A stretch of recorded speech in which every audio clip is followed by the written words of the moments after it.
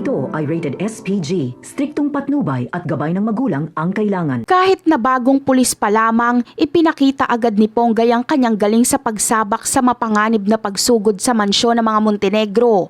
Ang kanyang husay sa pakikipaglaban ay napansin at hinangaan agad ni Lieutenant Victorino. Sa gitna ng bakbakan, si Tanggol ang kanyang nakaharap. Nahirapan si Tanggol na labanan si Ponggay dahil sa angking galing nito sa pakikipagbarilan at pakikipagdebensa.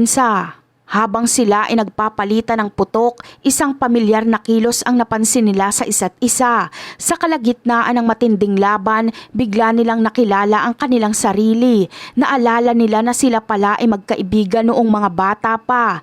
Kasabay ng pagbabalik ng kanilang mga alaala ay ang pag-alala rin sa kanilang parehong pangarap, ang magkaroon ng isang maayos at mapayapang lugar at laging manindigan para sa kung ano ang tama. Dahil sa kanilang nakaraan, nagkaroon ng pagkakataon si Tanggol na magpaliwanag kay Ponggay.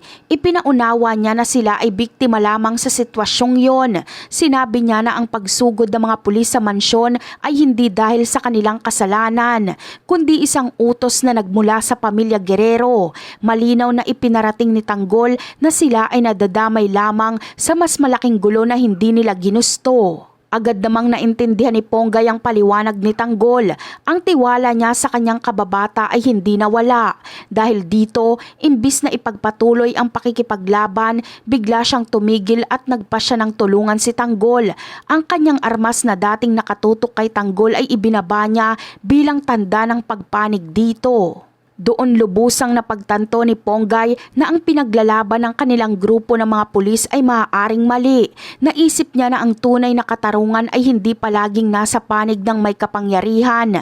Naliwanagan ng kanyang isip na ang tamang dapat niyang kampihan ay ang panig ng katotohanan. At yun ay ang panig nila Tanggol at ng kanyang mga kaibigan. Kaya naman, nang lumapit sa kanya si Tanggol upang alokin siyang sumama sa kanilang layunin, hindi na siya nag-atubili pa. Buong puso niyang tinanggap ang alok at handa na siyang talikuran ng kanyang pagiging pulis.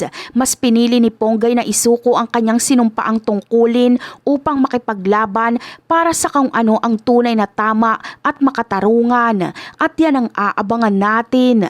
Bye!